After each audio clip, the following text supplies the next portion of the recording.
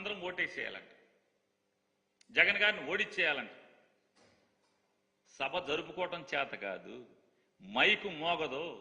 Mic ముందు సాక్షాత్తు ఈ దేశ ప్రధాని పావుగంట సేపు బొమ్మలాగా నుంచునే పరిస్థితి. సభ జరుపుకోవడం చేత కానటువంటి మీరు ఇంక జగన్మోహన్ రెడ్డి గారి మీద యుద్ధం, సంసిద్ధం. ఏం సంసిద్ధం? మీరు దేనికి సంసిద్ధం? ప్రధానమంత్రి గారిని ఆ రకంగా మీరు అవమానపరచడం. ప్రధానమంత్రి గారు కూడా గొప్పగా చెప్పారు. ఏమని చెప్పారు? అయోధ్యలో రాముణ్ణి స్థాపించుకున్నాం, ఇది దేశానికి గర్వం.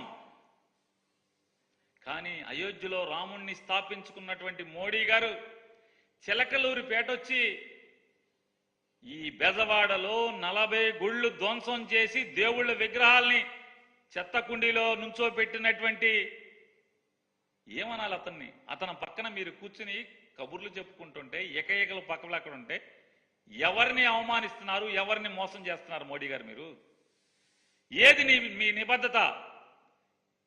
దేశాన్ని అందరినీ కూడా రాముడు రాముడు రాముడిని ప్రతిష్ఠించుకున్నామని చెప్పి మాట్లాడుతున్నారు.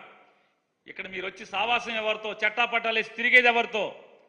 40 దేవుళ్ళ గుళ్ళని ధ్వంసం చేసినోడితో మీరు ఇక్కడ సావాసమా?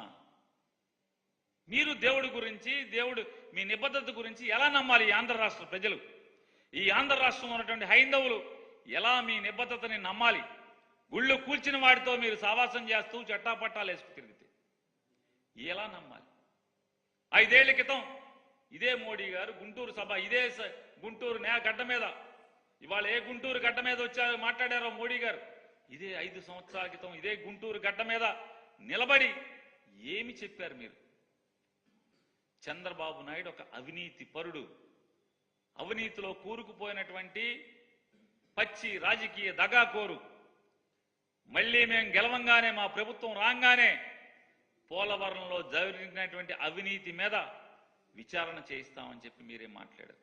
సాక్షాత్తు భారతీయ జనతా పార్టీ మేనిఫెస్టోలో మీరు ఏం పెట్టారు?